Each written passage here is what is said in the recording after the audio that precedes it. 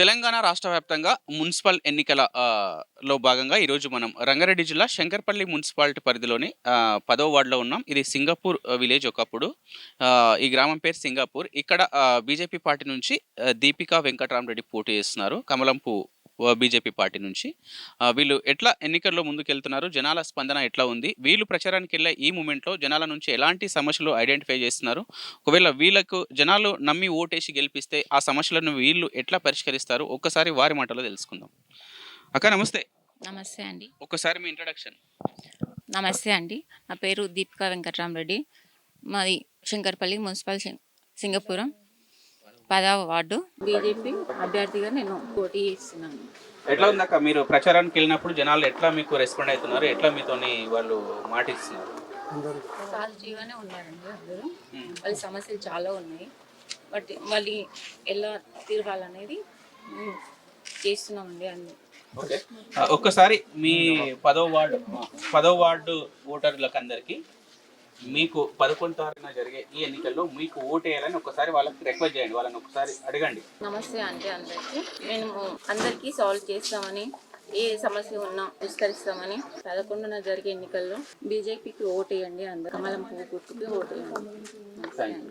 అన్న ఎట్లుంది ప్రచారం వెళ్ళేటప్పుడు? ఎట్లా అనిపిస్తుంది మీకు? జనాల నుంచి రెస్పాండ్ ఎట్లా ఉంది? అందరికీ నమస్కారం అండి. నా పేరు వెంకటరామరెడ్డి. అభ్యర్థి పేరు దీపికా వెంకటరామరెడ్డి. శంకర్పల్లి మున్సిపాలిటీ సింగాపురం 10వ వార్డు బీజేపీ అభ్యర్థిగా పోటీ చేస్తున్నాము. ఈ సింగాపురం 10వ వార్డులో 3 రాజకీయ పార్టీలు పోటీ చేస్తున్నాయి: బీఆర్ఎస్, బీజేపీ, కాంగ్రెస్. ఈ గతంలో ఇక్కడ సింగాపురం 10వ వార్డులో బీఆర్ఎస్ కానీ కాంగ్రెస్ కానీ పాలన చేసినవే. బీజేపీ ఇంతవరకు కూడా జెండా ఎగరవేయలేదు. వాళ్ళ పాలన ఏ విధంగా ఉందనేది ఈరోజు ఈ వార్డులో ప్రతి ఇంటికి తిరిగితే తెలుస్తుంది. గల్లీ గల్లీలో కూడా రోడ్ల నిర్మాణాలు సరిగా లేవు. ఇంటింటికి వెళ్ళినప్పుడు వాళ్ళ సమస్యలు చెప్పడం జరుగుతుంది. ఇక్కడ 10వ వార్డులో ఎక్కువగా నీటి కొరత సమస్య ఉంది. నీటి సమస్య ఉందని నోట్ చేసుకుంటున్నాము. ఇక్కడ అందరూ ఎడ్యుకేటెడ్ వాళ్ళు ఉన్నారు. ఈరోజు బీజేపీ తరఫున ఎవరో డబ్బులు ఇస్తే రాకుండా ప్రతి ఒక్కరూ స్వచ్ఛందంగా యువకులందరూ కూడా నాకు సహాయం చేస్తున్నారు. వాళ్ళందరూ కూడా ఈరోజు ప్రతి ఒక్కరు సమస్యలు తెలుసుకొని నోటిఫై చేసుకుని వాటిని ఎలా పరిష్కరించాలని ముందుకు వెళ్తున్నాము. ప్రధానంగా మీరు ఎన్నికల ప్రచారానికి వెళ్ళే మూమెంట్లో ఈ సింగపూర్లో 10వ వార్డులో గత ప్రభుత్వాలు బీఆర్ఎస్, కాంగ్రెస్ ఇంతకుముందు వాళ్ళు మున్సిపాలిటీలో అధికారంలో ఉన్నారు. ఇలాంటి సమస్యలను పరిష్కరించలేరు, అభివృద్ధి చేయలేరు అంటున్నారు కదా. మరి మీకు ఎట్లాంటి సమస్యలు జనాల నుంచి మీ దృష్టికి తీసుకొస్తున్నారు? ఒకవేళ మీరు గెలిస్తే వాటిని ఎట్లా పరిష్కరిస్తారు? మనము ఇప్పుడు రాష్ట్రంలో కాంగ్రెస్ ప్రభుత్వం ఉంది. ప్రజల దగ్గరికి వెళ్ళినప్పుడు మనకు 6 గ్యారెంటీల కింద చెప్పిన సమస్యలు కూడా చెప్తున్నారు. అయితే ఇప్పుడు వృద్ధులకు కానీ పింఛన్లు, కొత్త పింఛన్లు ఇంతవరకు రాలేవు. చాలామంది వెళ్ళినప్పుడు ఈ గత 3-4 ఏళ్ళ నుంచి కూడా పింఛన్లు మాకు రాలేవని చెప్పడం జరుగుతుంది. ఆ సమస్యను తీసుకోవడం జరిగింది. గతంలో బీఆర్ఎస్ కూడా కొన్ని అధికంగా డబ్బులు వేసి ప్రజలను మోసం చేసింది. అయితే ఇప్పుడు కాంగ్రెస్ వచ్చిన తర్వాత కూడా రైతు బంధు కూడా సరిగ్గా పడట్లేదని చెప్పడం జరుగుతుంది. బీజేపీ తరఫున మన పార్టీ తరఫున వచ్చేటటువంటి మోడీ గారి కూడా 6,000 కరెక్ట్గా వస్తున్నాయి. ఆ విషయం గమనించారు. గత పార్టీలో ఉన్న సమస్యలు ఏంటి అని అంటే రోడ్లు వేయలేకపోయారు. కాంగ్రెస్ పాలనలో నిధులు లేవు అని చెప్పడం జరుగుతుంది. రోడ్లు వేయలేకపోయారు. వాళ్ళ పాలకుల లోపం స్పష్టంగా కనిపిస్తుందండి. ఓకే.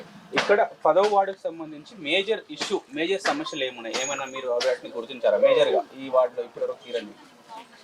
10వ వార్డుకు సంబంధించి మాకు గతంలో చూసినాము పాలన. వాళ్ళందరూ కూడా కేవలం నాయకులుగానే ఉన్నారు కానీ సేవకులుగా ఎవరూ లేరు. ఎందుకు అనంటే 10వ వార్డులో రోడ్లు గత 10 సంవత్సరాలుగా రోడ్ల నిర్మాణం జరగలేదు. సీసీ రోడ్ల నిర్మాణం, వీధి దీపాలు వెలగకపోతే మళ్ళీ పునరుద్ధరించడంలో వెనుకబడ్డారు. అదేవిధంగా శ్మశాన వాటిక ప్రతి గ్రామాన ఉంది కానీ శంకర్పల్లి మున్సిపాలిటీ సింగాపురం 10వ వార్డులో శ్మశాన వాటిక లేదు. అదేవిధంగా మనకు వీధి దీపాలు ఎల్ఈడి లైట్లు ఉండాల్సిన పరిస్థితిలో లైట్లు లేని పరిస్థితి నెలకొన్నది. నీటి కొరత, ప్రతి దగ్గర బోరు ఒకవేళ ఖరాబ్ అయితే కూడా పాడైన వాటిని కూడా బాగు చేయడానికి ముందుకు రాలేదు. ఇవన్నీ సమస్యలు నేను తీసుకున్నాను. అదేవిధంగా పింఛన్లు కూడా కొంతమందికి రాలేవు వృద్ధులకు అని అంటున్నారు. ఇటువంటి సమస్యలు నేను గమనించానండి 10వ వార్డులో. ఇవి పెద్ద సమస్యలు. వాటితో పాటు చిల్డ్రన్ కూడా పిల్లలు ఆడుకోవడానికి కూడా ఆట స్థలం కానీ వాళ్ళకు పార్కు కానీ అటువంటి కొన్ని లేవు. కూరగాయలు కూడా ఎండలో ఉండి కూడా అమ్ముకోవాల్సిన పరిస్థితి వస్తుంది. ఇటువంటి సమస్యలు పదవి వల్ల స్పష్టంగా కనిపిస్తున్నాయి. ప్రజల నుంచి గట్టి వ్యతిరేకత కూడా కనిపిస్తుందండి. ఓకే, మేము లాస్ట్ ఇయర్ మున్సిపల్ ఎన్నికల్లో కూడా మా V5 ఛానల్ ఇక్కడ వచ్చినప్పుడు ఇక్కడ కింద ఒకటి పెద్ద డ్రైనేజ్ ఉంది, పెద్ద మూరి. ఆ సమస్య అనేది మేజర్ ఇష్యూగా మేము అబ్జర్వ్ చేసాము. అదేమన్నా ఇప్పటివరకు అది సాల్వ్ అయిందా ఈ గవర్నమెంట్ పాలనలో, లేదా ఒకవేళ కాకుంటే మీరేమన్నా దాన్ని అభివృద్ధి చేస్తారా? డ్రైనేజీ సమస్య కొంతవరకు పరిష్కరించారు, పూర్తి స్థాయిలో ఇంకా కాలేదు. ఈ సింగాపురం 10వ వార్డులో ఆ డ్రైనేజ్ సమస్య ఇంకా కొంత ఉంది, అది నేను తప్పకుండా పరిష్కరిస్తాను. అది కూడా దానిపైన పైకప్పు లేకుండానే పూర్తి అసంపూర్తిగా చేయడం జరిగింది. ఈ రోడ్ల విషయంలో కూడా వాళ్ళు రోడ్ల విషయంలో బీజేపీ తరఫున ప్రతిపక్షంలో ఉండి గట్టిగా పోరాటం చేయడం వల్లనే రోడ్ల నిర్మాణం జరిగింది. ఇక్కడ సింగాపురం 10వ వార్డులో మేము ప్రతిపక్షంలో ఉండి వాటి విషయంలో గట్టిగా పోరాటం చేయడం జరిగింది. ఇప్పుడు కూడా మేము పాలనలోకి వస్తే మాత్రం స్పష్టంగా 10వ వార్డులో మేము అభివృద్ధి చేస్తాం. ఓకే, ఈ సందర్భంగా ఈ ప్రత్యేకమైన మున్సిపల్ ఎన్నికల సందర్భంగా ఈ 10వ వార్డులో మిమ్మల్ని బీజేపీ పార్టీ నుంచి దీపికా వెంకటరామరెడ్డిని గెలిపించవలసిన ఆవశ్యకత ఏముంది? ఒక్కసారి మీ ఓటర్లకు 10వ వార్డు ఓటర్లకు అర్థమయ్యేటట్టు వాళ్ళని ఒకసారి రిక్వెస్ట్ చేయండి. 10వ వార్డులో ఉన్న ఓటర్ల మహాశైలందరికీ విజ్ఞప్తి ఏంటంటే, మీరు గతంలో ఉన్నటువంటి పాలకులను వాళ్ళు గతంలో గెలిపించడం జరిగింది. వాళ్ళు చేసిన రాజకీయం అనేది మీరు చూడడం జరిగింది. వాళ్ళు ఎలక్షన్లో మాత్రమే కనబడి తర్వాత సేవగా చేయడానికి ముందుకు రానటువంటి వ్యక్తులు ఉన్న వాళ్ళు. అదేవిధంగా వాళ్ళ సమస్యలను గతంలో మనము ఏవైతే సమస్యలు ఉన్నాయో అవి పరిష్కరించడానికి నేను ముందుకు రావాలనుకుంటున్నాను. 10వ వార్డులో కానీ ఎటువంటి నీటి సమస్యలు చాలా ఉన్నాయి. ఎటువంటి నీటి సమస్య లేకుండా నేను పరిష్కరిస్తాను.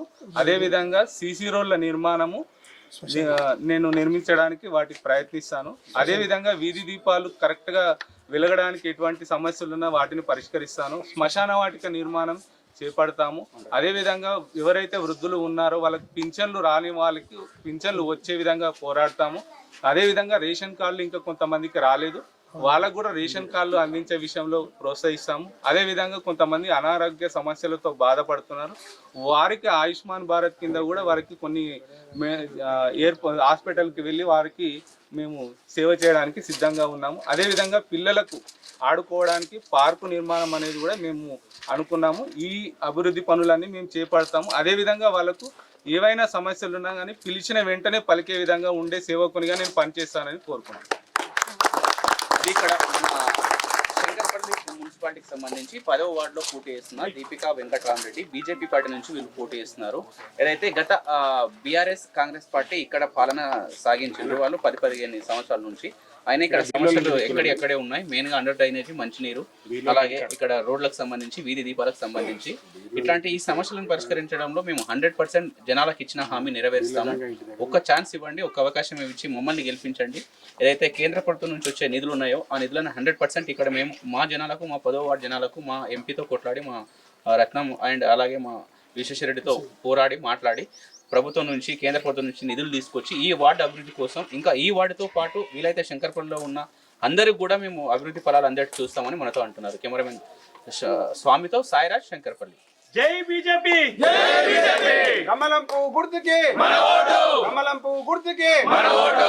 ఓటర్ మహాశైలకు అందరికీ విజ్ఞప్తి, ఈ నెల 11వ తారీఖున జరగబోయే ఎలక్షన్స్లో 10వ వార్డులో ఉన్నటువంటి ఓటర్లందరూ బీజేపీకి కమలం పువ్వు గుర్తుకు ఓటేసి భారీ మెజారిటీతో గెలిపించి 10వ వార్డు అభివృద్ధికి కృషి చేసే విధంగా నన్ను గెలిపిస్తారని కోరుకుంటున్నాను. నాతో పాటు అదేవిధంగా మిగతా వార్డుల్లో ఉన్నటువంటి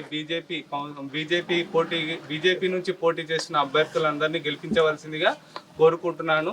అదేవిధంగా మోడీ గారి నాయకత్వం ఏ విధంగా దేశంలో ఉందో ఇక్కడ గ్రామాన మున్సిపాలిటీ వార్డులో కూడా మోడీ గారి నాయకత్వంలో బీజేపీ వికసించాలని కోరుకుంటున్నాను. జై బీజేపీ. నా పేరు చందీప దయాకర్ రెడ్డి, శంకర్పల్లి బీజేపీ మున్సిపల్ అధ్యక్షుడిని. నా పేరు చందీప దయాకర్ రెడ్డి, మాది సింగాపురం గ్రామం. ఈసారి మొట్టమొదటిసారిగా 14 వార్డులలో పోటీ చేస్తున్నాము. ప్రతి వార్డులో కూడా మంచి స్పందన రావడం జరుగుతుంది. ఈసారి తప్పకుండా ట్రిపుల్ ఇంజన్ సర్కార్ అంటే మున్సిపల్ స్థాయిలో బీజేపీ, రాష్ట్ర స్థాయిలో బీజేపీ, ఢిల్లీ స్థాయిలో బీజేపీ ఉండాలని కోరుకుంటున్నారు జనాలంతా కూడా, ప్రజలంతా కూడా. ఇందాక మా 10వ వార్డు అభ్యర్థి దీపికా రాజన్ల వెంకటరామరెడ్డి గారు చెప్పడం జరిగింది. ప్రతి వార్డులో చూసినా కూడా సమస్యలన్నింటినీ చాలా సమస్యలు ఉన్నాయి. మీరు చూసినట్టయితే ప్రధానంగా నీటి సమస్య ఉంది, డ్రైనేజీ సమస్య ఉంది ప్రధానంగా, మరియు శ్మశాన వాటికలు లేవు. గల్లీ రోడ్లు చాలా అధ్వాన పరిస్థితులు ఉన్నాయి. ప్రధాన రోడ్లు మాత్రమే వేసి చేతులు దులుపుకున్నారు గత పాలకులంతా కూడా. ఇప్పుడు చూసినట్టయితే మీరు శంకర్పల్లిలో 100 పడకల హాస్పిటల్ ఉండాల్సిన అవసరం ఉండే. ఇప్పటి వరకు అక్కడ 5 ఎకరాల పొలం ఉంది, కానీ కనీసం 2 పేషెంట్లు కూడా ఉండే పరిస్థితి లేదు. అక్కడ పందులు తిరిగే పరిస్థితి ఉన్నాయి మీరు గమనిస్తే. అదేవిధంగా ఇంటిగ్రేటెడ్ మార్కెట్ అని ఇప్పటివరకే ఓపెన్ చేసిరు, పిల్లర్ స్థాయిలోనే ఉంది. దానికి నిధులన్నీ ఖర్చు చేసిరు. మరియు గెస్ట్ హౌస్ కమ్యూనిటీ హాల్స్ కట్టిరు హనుమన్నార్లో. ఇప్పుడు 14వ వార్డు పరిధిలో ఇప్పటి వరకు దగ్గర 2-3 కోట్ల రూపాయలు పెట్టి కట్టిరు. దాన్ని నిరుపయోగంగా ఉంచారు. టైల్స్ బండలు మంచి అందంగా కట్టి ఎవరికైనా పేదవాళ్ళకి అవకాశం ఇస్తే అది అందరు కూడా పెళ్ళిళ్ళు చేసుకునే వాళ్ళకు, చిన్న ఫంక్షన్ చేసుకునే వాళ్ళకు యూస్ఫుల్గా ఉంటుంది. ప్రధానంగా చాలా సమస్యలు ఎదుర్కొంటున్నారు. డబుల్ బెడ్రూమ్లు 1505 బెడ్రూమ్లు ఇప్పటికీ డబుల్ బెడ్రూమ్ కట్టడం జరిగింది గత పాలకులు. దాంట్లో మీరు చూసినట్టయితే స్థానికేతరులు మొత్తం స్థానికేతరులే 80% స్థానికేతరులకు ఇవ్వడం జరిగింది. మేము దానిపైన గట్టి పోరాటం కూడా చేసినాం ఇందాక, అంటే గత కొన్ని రోజులుగా. రాబోయే రోజులలో దాన్ని అరికట్టి ఇక్కడ లోకల్లో ఉన్న మైనారిటీస్ లేరా, పేదలు లేరా, వీళ్ళంతా గత ప్రభుత్వాలు ఎంత ప్రమాదకరంగా మారినాయంటే ఇక్కడ ఉన్న లోకల్ పేద ప్రజలకు శాపంగా మారింది. ఒకసారి మున్సిపాలిటీ అయిన తర్వాత వీళ్ళకందరికీ ఎన్ఆర్ఈజిఎస్ ఇప్పుడు విబ్జీ రామ్జీ అని చేయడం జరిగింది. అంటే 100 రోజుల పని 125 రోజులకు మోడీ గారు చేయడం జరిగింది. దాంట్లో మున్సిపల్ ఎప్పుడైతే అయిందో తర్వాత వాళ్ళని పట్టించుకునే నాదుడే లేదు. నిజంగా పేదలకు అది ఒక శాపంగా మారింది. అదేవిధంగా మీరు చూసినట్టయితే ఆరోగ్యం విషయంలో ఏ ఇంటికి పోయినా కూడా అనారోగ్య పాలైనరు. కనీసం ఆసుపత్రి లేదు మన దగ్గర, చిల్డ్రన్ హాస్పిటల్ కూడా లేదు. ఇట్లా హైదరాబాద్ కూతవేటి దూరంలోనూ సిటీ సబర్బన్ కావాల్సిన అవసరం ఉంది. విద్యార్థులు, ఉద్యోగస్తులు చాలా మంది వెళ్తుంటారు. ఎంపీ విశ్వేశ్వరరెడ్డి గారి వల్ల ఈరోజు రైల్వే ఆధునిక సెంట్రల్ మినిస్టర్ రావడం జరిగింది, అశ్విని వైష్ణవ్ గారు. అప్పుడు వచ్చినప్పుడు మెమోరాండం ఇచ్చినాము, వెంటనే వాళ్ళు శాంక్షన్ చేసిరు శంకర్పల్లి రైల్వే స్టేషన్ అభివృద్ధి పనుల కోసం. అలాగే 3 ఎక్స్ప్రెస్ రైళ్లను కూడా ఆపడం జరిగింది మా ప్రయత్నంగా కొండ విశ్వేశ్వరరెడ్డి గారి ద్వారా. అలాగే రాబోయే రోజుల్లో ఎంఎంటీఎస్ కూడా తెల్లాపూర్ నుంచి ఇక్కడి వరకు 16 కిలోమీటర్లు మాత్రమే ఉంది. అది స్టేట్ గవర్నమెంట్, సెంట్రల్ గవర్నమెంట్ 2 కలిపి చేయాల్సిన అవసరం ఉంది. కానీ సెంట్రల్ గవర్నమెంట్ తోటే ఆ పని చేయిస్తానని హామీ ఇవ్వడం కూడా జరిగింది. ఇప్పటివరకే మిషన్ అమృత్ స్కీమ్ కింద మంచినీటి తాగునీటి కోసం మీరు చూసినట్టయితే శంకర్పల్లిలో 5 ట్యాంకులు కడుతున్నారు, పెద్ద ట్యాంకులు. ఎందుకంటే అండర్ కన్స్ట్రక్షన్ అంటే శంకుస్థాపన చేశారు. దాంట్లో 33.63 lakhs ని శాంక్షన్ చేయడం జరిగింది. దాంట్లో 60% నిధులు సెంట్రల్ గవర్నమెంట్వి. దానికి వికసిత్ భారత్ లో భాగంగా మీరు చూసినట్టయితే జైరాబాద్ లో అక్కడ వేరే టౌన్లలో చూస్తే అన్ని గల్లీలలో డ్రమ్ములు ఉంటాయి ఎండాకాలంలో. కానీ అదే అటువంటి కొరత ఏర్పడొద్దని వికసిత్ భారత్ లో భాగంగా 2047 వికసిత్ భారత్ లో భాగంగా ప్రతి పట్టణాలు కూడా చిన్న అన్ని మున్సిపల్ కూడా ఇక్కడ తాగునీటి సమస్య రావద్దనే ఉద్దేశంతో మోడీ గారు అమృత్ స్కీమ్ కింద ప్రతి మున్సిపాలిటీ కూడా ఇవ్వడం జరుగుతుంది. ఈరోజు చూస్తే కాంగ్రెస్ చూస్తే 6 గ్యారంటీలు అని చెప్పి ప్రజలను మోసపుచ్చి ఇప్పటి వరకు కూడా ఒక్క గ్యారంటీని కూడా నెరవేర్చలేదు. మరియు రైతు బంధు ఎవ్రీ ఇయర్ రైతు బంధు పడుతుండే, రైతు బంధు మొత్తం ఖతమైంది. అదే మోడీ గారు కిసాన్ సమ్మాన్ నిధి అని 6,000 రూపాయలు ఖచ్చితంగా టెన్షన్ ఇస్తున్నారు. ప్రతి ఎవ్రీ 2 నెలలకు ఒకసారి 3,000 రూపాయలు ఇస్తున్నారు. అట్లా మీరు అందరూ ఆలోచించండి. పెన్షన్లు కానీ ఏవి కానీ ప్రతి దాంట్లో కూడా శ్మశాన వాటికల్లో కూడా సెంట్రల్ గవర్నమెంట్ నిధులు ఉన్నాయి. ఇవాళ గ్రామాలకు కూడా అన్ని గ్రామాలకు అత్యధికంగా నిధులు సెంట్రల్ గవర్నమెంట్ నుంచే రావడం జరుగుతుంది. ఈరోజు రాష్ట్ర సీఎంఏ చెప్తుండు మా దగ్గర నిధులు లేవు, నా డొక్కలు తీసినా కూడా బొక్కలు వెళ్తాయి అంటున్నాడు. అంటే అర్థం చేసుకోండి మీరు ఒకసారి గ్రామాలలో ప్రజలు కూడా అర్థం చేసుకోండి. మీరు అందరూ ఆలోచించి ఈసారి తప్పకుండా బీజేపీ గెలవాలనే ఆశయంతో అందరూ కూడా ఆశీర్వదించడం జరుగుతుంది. ఏం చేసిరు అంటే 10 ఏళ్ళు కూడా ఆయన తండ్రి కొడుకులు వాళ్ళు దోచుకున్నారు రాష్ట్రాన్ని. ఈ 2.5 సంవత్సరాలలో కూడా అస్సలు ఒక్క ప్రగతి కూడా లేదు. రియల్ ఎస్టేట్ చూస్తే రియల్ ఎస్టేట్ మొత్తం అడుగంటిపోయింది. అంటే ఈరోజు ఎక్కడ పోయినా కూడా అంటే ఒక సామాన్యుడు ఒక ప్లాట్ కొనే పరిస్థితి కూడా లేదు మీరు చూసినట్టయితే. మళ్ళీ పన్నులు మున్సిపల్ స్థాయిలో పన్నులు కూడా ఏకాఏకి పెంచేసారు. వీళ్ళంతా కూడా పేదలు, నిరుపేదలు. ఇప్పుడు మీరు మోడీ సెంట్రల్ గవర్నమెంట్ నుంచి ఇక్కడ చేసే ప్రధానంగా మీరేం చేస్తారు, మీరేం హామీ ఇస్తారు? ఇక్కడ మోడీ చేసే గారి పథకాలు చాలా ఉన్నాయి. అంటే ముఖ్యంగా ఆరోగ్య విషయంలో ఆయుష్మాన్ భారత్ అని 10 లక్షల రూపాయలు కూడా వాళ్ళకు ఇన్సూరెన్స్ రూపంలో వస్తుంది. అదేవిధంగా అసంఘటిత కార్మికుల కోసం 2 లక్షల రూపాయలు, అంటే ఎలాంటి పొలము భూమి ఏమి లేకపోయినా కూడా చనిపోతే వాళ్ళందరికీ కూడా 2 లక్షల రూపాయలు వచ్చే విధంగా అటల్ పింఛన్ యోజన ఉంది. అంటే ఒక వృద్ధుడు కొన్ని రోజుల తర్వాత 60 సంవత్సరాల తర్వాత వాళ్ళకి పెన్షన్ వచ్చే విధంగా చాలా చాలా ప్రోగ్రామ్స్ ఉన్నాయి. ఇప్పుడు ముద్రా లోన్స్ చూసినట్టయితే మీరు ఎవరు కులము మతము ఏది లేకుండా ముద్రా లోన్స్ ఎవరికైతే అవసరం ఉందో కుటుంబీషులు కానీ చిన్న చిన్న వృత్తులు చేసుకునే వాళ్ళకి అందరికి కూడా ముద్రా లోన్స్ ఇస్తున్నారు. ఈ పథకాలు మీరు చెప్పి ఆ పథకాలు ఆ డెవలప్మెంట్ మొత్తం ఇక్కడ జనాలకు ఎట్లా తీసుకొస్తారో ఎట్లా ఇస్తారో అది చెప్పండి. అదే ఇది వార్డు వైజ్ గా మేము మున్సిపల్ లో కనుక అధికారంలోకి వస్తే తప్పకుండా వార్డు వైజ్ గా ఆఫీసులను ఓపెన్ చేసి అక్కడే కార్యాలయాలు ఉండేటట్టు చేసి, ఎందుకంటే ఇది ఒకప్పుడు గ్రామాల సర్పంచులు ఇప్పుడు మున్సిపల్ అయింది. మున్సిపల్ అయినప్పుడు కనీసం వార్డు వైజ్ గానే నాకు ఆఫీస్ ఉండాలి. ఎందుకంటే ప్రజల సమస్యలు తెలుసుకోగలిగేది గ్రామ స్థాయిలో. ఇప్పుడు మీరు చూసినట్టయితే ప్రభుత్వాలు ఏంది చిన్న చిన్న తండాలను కూడా గ్రామాలు చేస్తారు. ఇక్కడ అధికార వికేంద్రీకరణ కావాలి అంటే మళ్ళీ గ్రామాలను తీసుకుపోయి మున్సిపల్ చేశారు. కానీ వార్డు వైజ్ గా కనుక ఆఫీస్ పెట్టినట్టయితే ఇప్పుడు ఒక పెద్ద మనిషి ఉంటుంది, ఆమెకి పెన్షన్ రాలేదనో రేషన్ కార్డు రాలేదనో చిన్న చిన్న సమస్యలు ఉంటాయి. వాళ్ళు ఎవరికి చెప్పుకోవాలి? శంకర్పల్లి దాకా పోతే ఆడ ఆఫీస్లో పోతే ఎవరికి పట్టించుకోరు. ఏ వార్డు కౌన్సిలర్ కూడా అందుబాటులో ఉండరు. వాళ్ళకి చాలా ప్రధాన సమస్య ఇది ఉంది.